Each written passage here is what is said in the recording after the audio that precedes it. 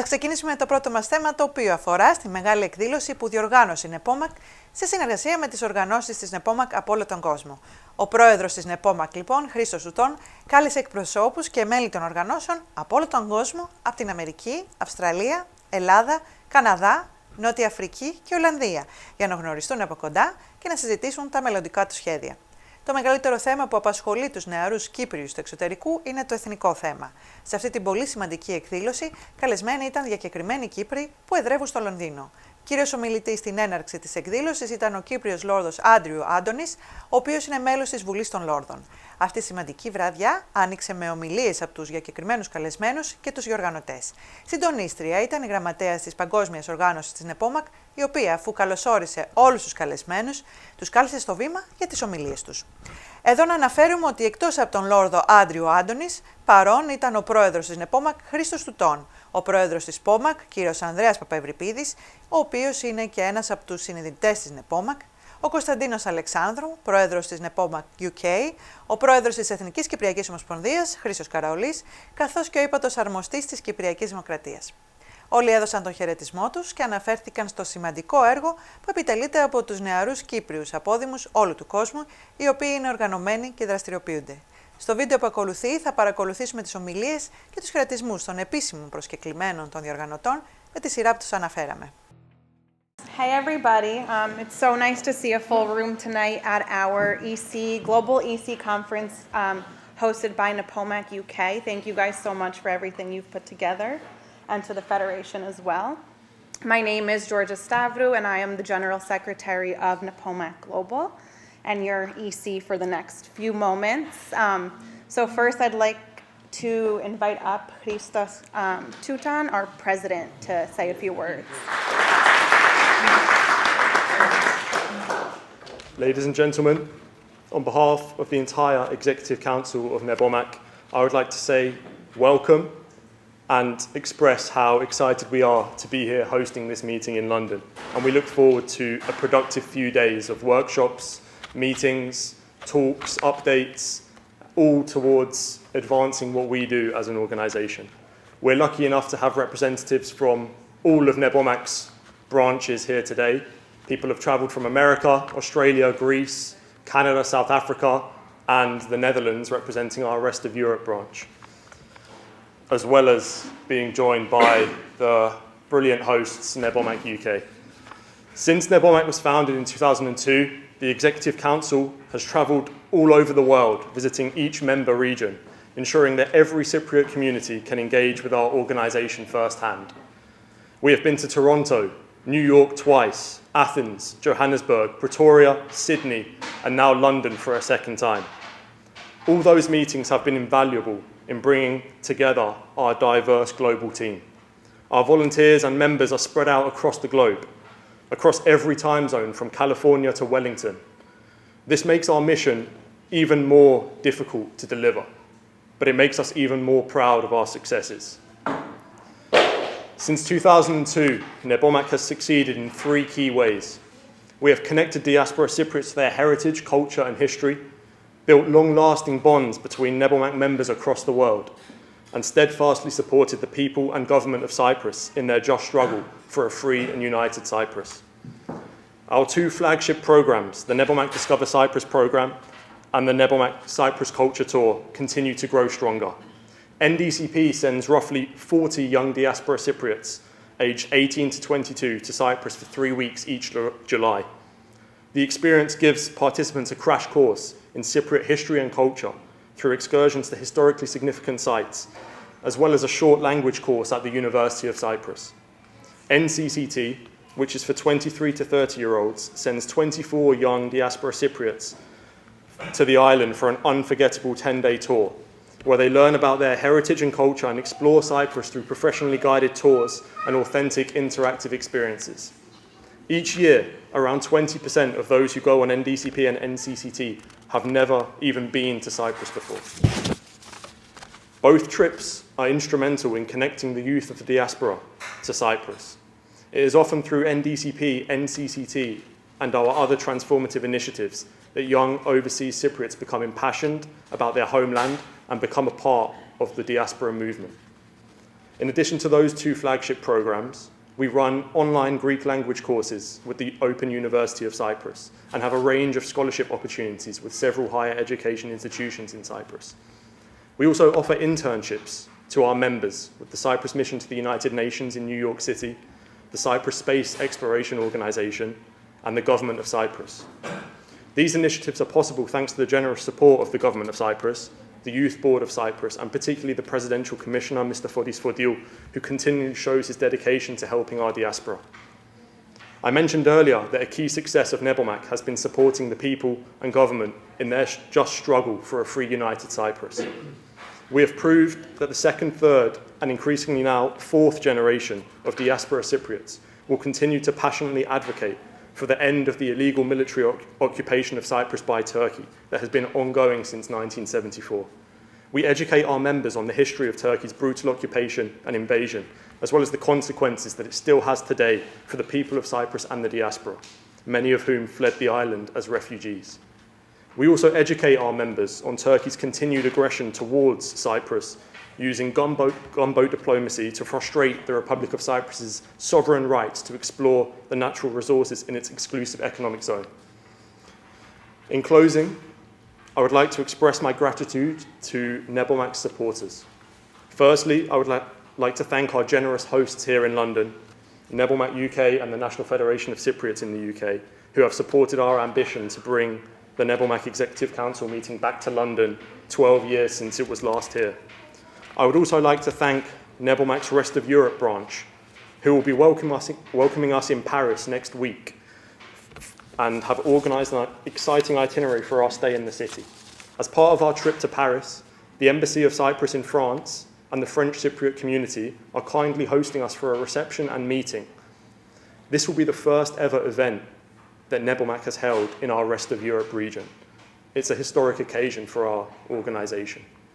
Additionally, after this trip, we'll be proudly able to say that the NEPOMAK Global Committee has visited every single one of our member regions. Special thanks go to the inspiring members of our community who are here with us tonight and remind us of the importance of engaging with the organised Cypriot diaspora. We are honoured to have Lord Adonis with us, the first person of Cypriot origin to serve in Her Majesty's Cabinet when he was appointed Secretary of State for Transport in 2009. Also here with us are Bambos Charalambos, the Member of Parliament for Enfield Southgate, who's recently re-elected with an increased majority. We also have the High Commissioner of the Republic of Cyprus to the UK, Mr. Andreas Gagouris, the President of ΠΟΜΑΚ, Mr. Andreas Papa-Avriπίδης, and the President of the National Federation of Cypriots in the UK, Christos Karaulis. Thank you all for your contributions towards our mission as a diaspora. I'd like to pay a tribute to John Bandazopoulos, who's here from Australia on behalf of the World Hellenic Interparliamentary Association. Thank you for joining us tonight. And finally, and most importantly, I would like to thank the volunteers across the globe who make NEPOMAK the successful, diverse, and inspiring organisation that it is. Our volunteers dedicate substantial time and energy to this organisation, and it can often be a thankless and time-consuming task. Each one of them is helping to keep our Cypriot culture, heritage, and identity alive in the diaspora. Thank you all for that. Ladies and gentlemen, I would like to wish us all a very successful meeting over the next few days and a Happy New Year.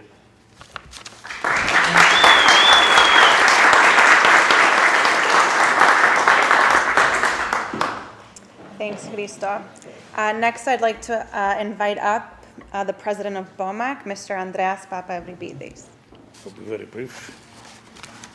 It's nice to hear Chris Twoton actually saying what we normally say, the oldest generation, with so much detail and substance.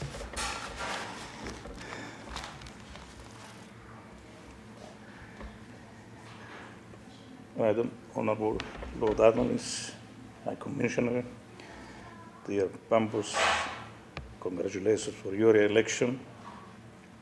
Presidents of Federation, ΠΟΜΑΚ Global, as we call it now, and NEPOMAK in the UK. Delegates, you are the future of our communities. You should know that.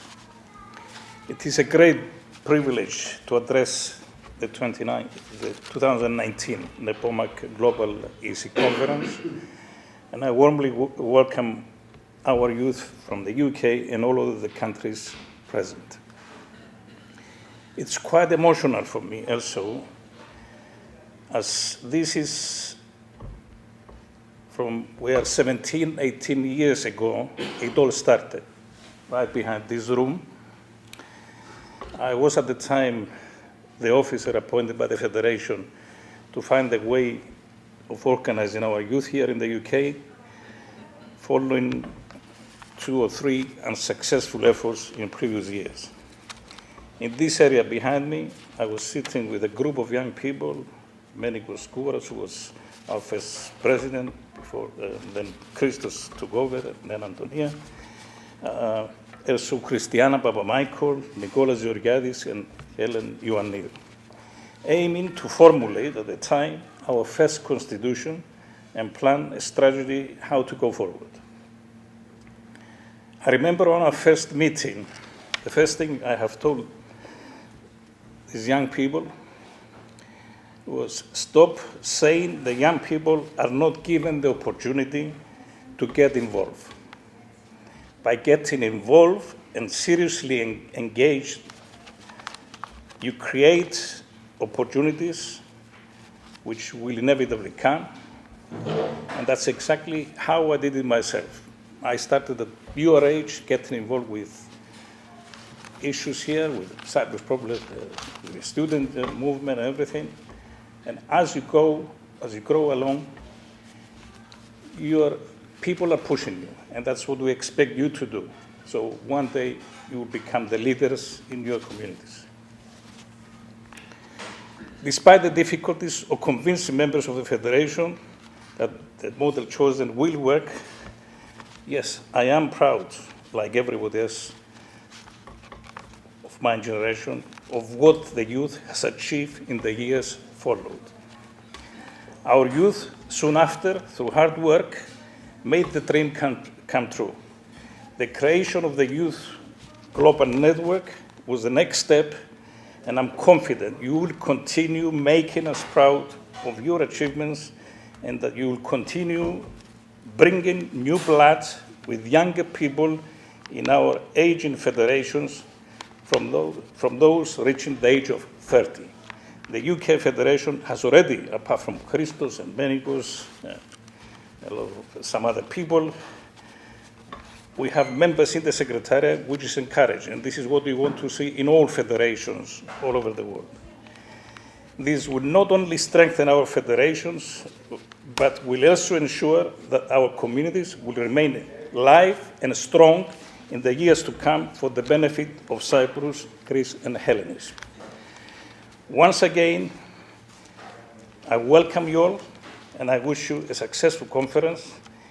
And do allow me to read out to you a famous quote, which I have in my office next to me, and I make sure that every new employee reads this. And it says this: nothing in the world can take the place of persistence. Talent will not. Nothing is more common than a successful man and woman with talent. Genius will not. Unrewarded genius is almost a proverb. Education will not. The world is full of educated derelicts. Persistence and determination alone are omnipotent. It's a difficult word. If I pronounce it right, Maria, you are an education lady, but means very powerful. So always remember these words: persistence and determination, and you can achieve what we want you to achieve for us and our communities. Thank you very much. Thank you so much for your inspiring words, Mr. Pavlividis. So next I'd like to invite up the president of NEPOMAK UK, Kωνσταντίνος Αλεξάνδρου. Welcome everyone. It is a great honour for NEPOMAK UK to host this Executive Council meeting, and we are delighted to see so many people from around the world join us here today. Firstly, I'd like to thank Lord Adonis, His Excellency High Commissioner Andreas Gargouris, Member of Parliament Mamos Harambos, Presidents of the National Federation of Cypriots Christos Karoli, President of ΠΟΜΑΚ Andrew Papa for their attendance here today on this special occasion. Their time and their parting of words of wisdom really just shows us that we're doing something that people think is important and impactful for our community.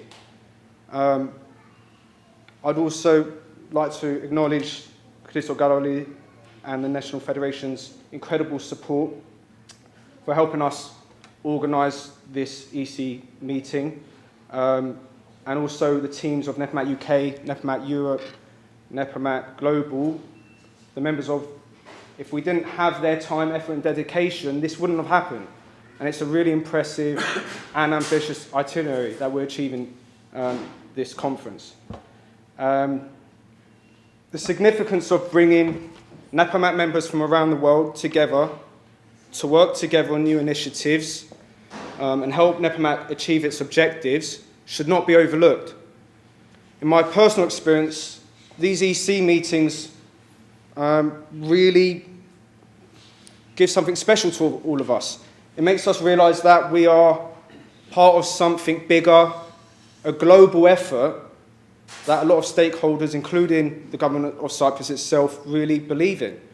And that effort is to connect Cypriots worldwide, preserve our cultural identity, and give us all a united voice. I hope this realisation will ignite an impetus in all of you to take back to your respective branches and help contribute to initiatives that benefit your local communities. I also hope that you create new friendships and reinforce the ones you've already made by being part of this organisation, friendships that transcend borders and are based on our common love for our beautiful island of Cyprus. With these connections and expanding network of young Cypriots, we can all, as a global family, make a real difference for Cyprus.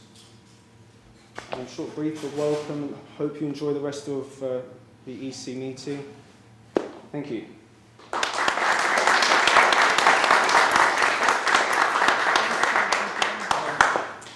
Next, we'll hear a welcome from the President of the National Federation of Cypriots in the UK, Christos Καραολής.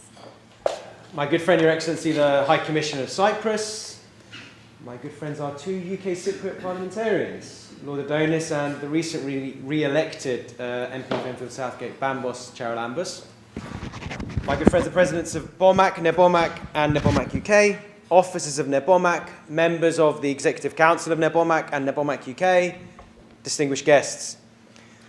When the NEPOMAK Executive Council last met in London, I was at the beginning of my journey with NEPOMAK, a journey that gave me the privilege of leading NEPOMAK for 8 years as its president.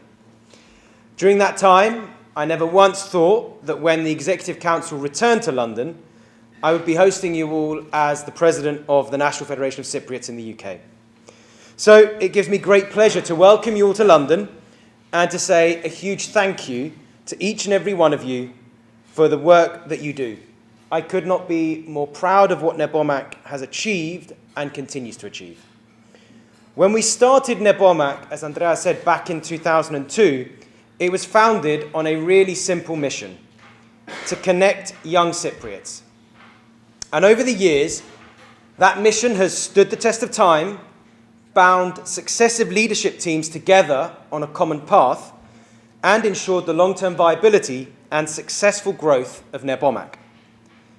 And by persistently focusing on that mission, as Andrea said, over what is nearly 2 decades now, NEPOMAK has gone from being an experiment to part of the established community infrastructure.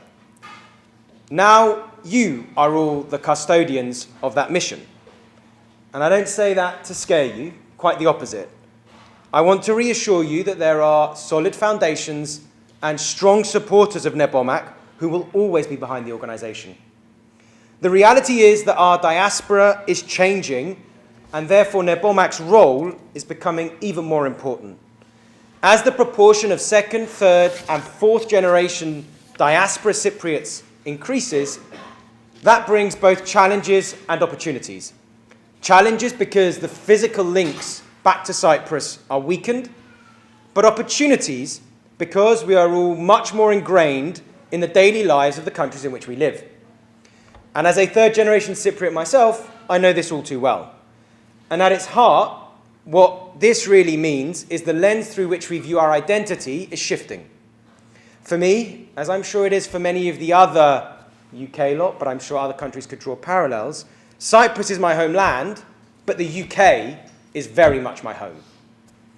This different perspective means that our community infrastructure, which has already evolved, needs to evolve much further and much faster to address the changing needs of our diaspora and thereby ensure that we remain relevant and engaging.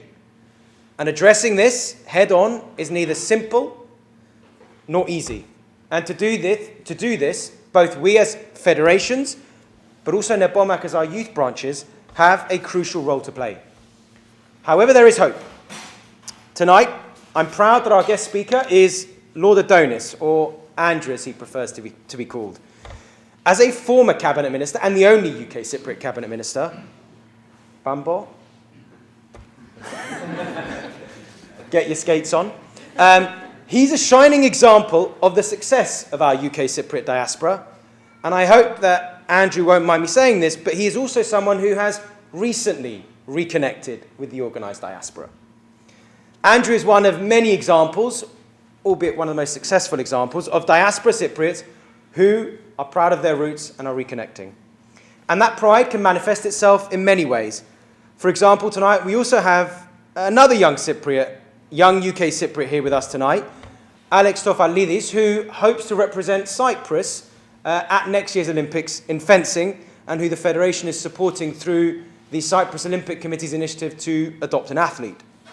So, whilst there may be headwinds coming, you also have a lot to be proud of, very solid foundations off which to build, and of course the support of me and my colleagues in the UK Federation, Andrea and ΠΟΜΑΚ, and the other regional federation presidents. In closing, I hope that you get to enjoy the very best of London and Paris over the next few weeks and have a truly successful and productive meeting. Thank you.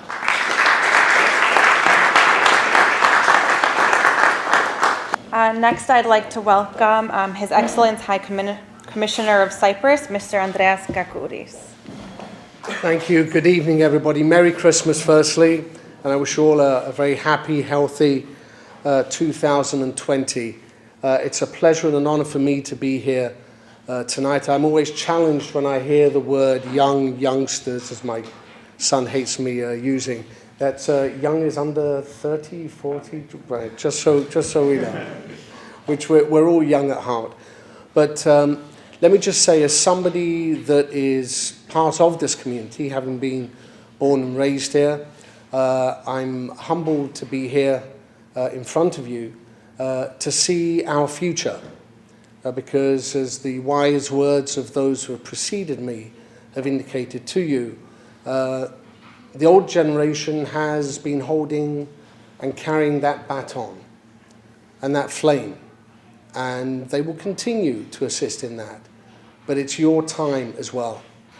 And I'm so happy to see so many of you coming from the US, from Australia, Canada, South Africa, the Netherlands, and elsewhere, to be here these days in London, and as High Commissioner, very happy to be hosting you at the High Commission for your work over these couple of days. Never underestimate the work that you do, really. And I've said this on numerous occasions since being here. You have a role to play. Each of you has non-Cypriot friends, whether you're in the UK or in the US or South Africa. Each of you needs to engage your non-Cypriot friends, because you become our ambassadors. That is a role that you have played and continue to play. And our job as representatives of our governments is made much easier when we know we have the infrastructure, the community infrastructure, that we have in the countries that you come from, whether it's here in the UK with the Federation, with NEPOMAK UK or NEPOMAK Global, or POMAK, or your respective communities in your countries.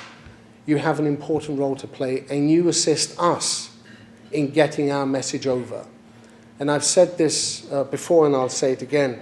The advantage that each and every one of you have is that you vote, and you have a right and a responsibility to ask from your elected members of Parliament or members of Congress their position on Cyprus and on other issues affecting Hellenism.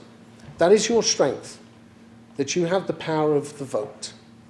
Okay? And as communities, we need to be more engaged, register to vote, and then vote when elections come.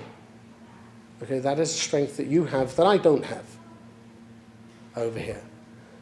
So with those few words, welcome, thank you again, and on behalf of the government, a big thank you for everything that you're doing to assist us in trying to move forward on a solution to the Cyprus problem. Christos said it very well. I don't need to repeat what we're trying to do and the challenges that we have today with a very, very belligerent Turkey that is challenging Cyprus's right of existence, challenging Cyprus's right to explore in its exclusive economic zone, a right that each and every other country has and exercises, and there is no reason why we as Cyprus can't and shouldn't. The support of the international community is our sword and our shield. And that support, again, comes through your work in getting our message over as well. So again, thank you very much indeed. Enjoy your stay here in London and in France, and all the best to you. Thank you.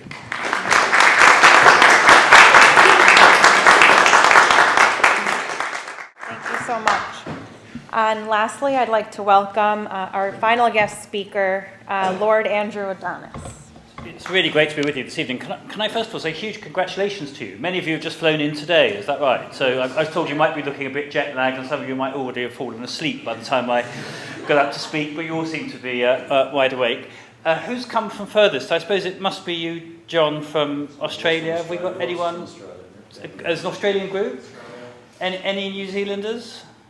No? So in that case you must get the prize. But we've got the United States. Good. Chicago, where else? California. New Jersey, it's not bad. Have we got Canada? One sole Canadian. Congratulations. Where else have we got? South Africa? From where in South Africa? From Joburg, that's great. How many Brits? Actually, quite a small group, a minority. And where have I missed? Sorry? Netherlands. Congratulations. And any other parts of Europe that I've missed out? Well, look, it's great that you're all here. Now, I understand you're here for 3 or 4 days, and that you might, as well as these intensive discussions, because I know some of the people who are leading them, they're absolutely ferocious taskmasters, but I'm told you're going to be doing some sightseeing, and I heard the word Paris mentioned. Is this true? Are you all going on the Eurostar? Well, enjoy it while you're able to do it. At the end of next month, they stop, and none of them pass through that tunnel again. So it's great to be here. And I was thinking what I was going to say to you on the way up. And Christos said he sent me a message a few days ago saying, did he mind if I said that I was reconnecting with the community? And I said I didn't mind it because I haven't really engaged until recently with the organised community here in London.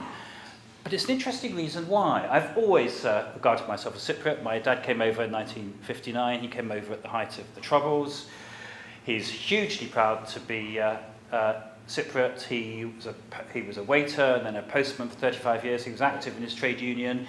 His dad was the mayor of his village in Cyprus. I hadn't realised, and his dad was, so my great-grandfather was also mayor. So this politics thing goes in the genes, which I hadn't realised until I got him to tell me the stories. But he married an English girl when he was here. I never learnt Greek, to my huge regret, though it's an ambition that I should do so soon. But the reason why I didn't have much connection with the community when I was here is because the way that the course that my life took, when I started going on to university and on, there were no Cypriot role models. Then, there were very few Cypriots who went to university, none who went to the universities I'd gone to. I don't remember meeting a single Cypriot at the University of Oxford, where I studied, though Christos is now also a distinguished graduate of that university, and there are many others. Now, the point I'm making is which I think is an important one for your generation and the whole purpose of the organisation, is that there is the opportunity now to provide those role models and to provide the opportunities that weren't there for an earlier generation of Cypriots. And I think that's fantastic, and that will bring, as the Keynesians say, it'll be a multiplier effect. It'll, with each new group going through schools, universities, businesses, the creative industries, sports, whatever it is you do, it will have a massive, huge, magnetic effect on the community of younger Cypriots, both in the wider diaspora, but also in Cyprus itself. And so I think we have an opportunity now to put something back. Those of us who've been very fortunate, we've all been fortunate, by definition we wouldn't be here in the way we are this evening. Hugely fortunate to have been able to succeed in what we've done, and we now have a great opportunity to put back and to act as role models for the next generation. Now, youth is in the eye of the beholder. I'm a member of our second chamber in the British Parliament. Now, our second chambers are divided. I mean, there's all kinds of constitutional responsibilities that are divided between them. One is elected, which is Bambus's House. One is appointed or hereditary, which is mine. But actually, the big division between them is an age division. The average age of the House of Commons is about 45. The average age of the House of Lords, because it's people who are appointed who are older and supposedly wiser and retired, is 75. Now, the great virtue of being a member of an institution where the average age is 75, though I was fortunate enough to join it when I was 42, and I was then the youngest member, is that age then does genuinely become relative. Because when you're my day job, when the average age is 75, and think what the standard deviation that means for the actual people who are there, whenever you go into a body of anyone who is less than 60, you think it is a profoundly youthful assembly. I'm here this evening, and I think this is the youngest group I've ever seen since I was Minister for Education and used to go visit schools frequently. So even though you may feel old and getting on in your careers and all of that, actually youth is all relative. We have a huge opportunity to put back. We have a huge opportunity to create anew. And what I assume, be doing over the next few days is working out creatively how you can do that.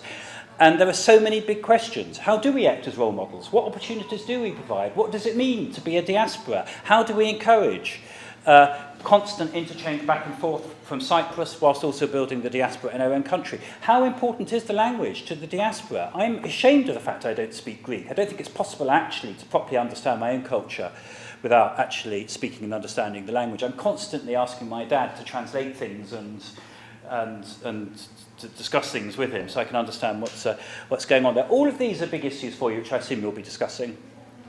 However, the second reason, because I'm a politician and I've always been very engaged in political issues, really, since I was very, very young, since I was 12 or 13.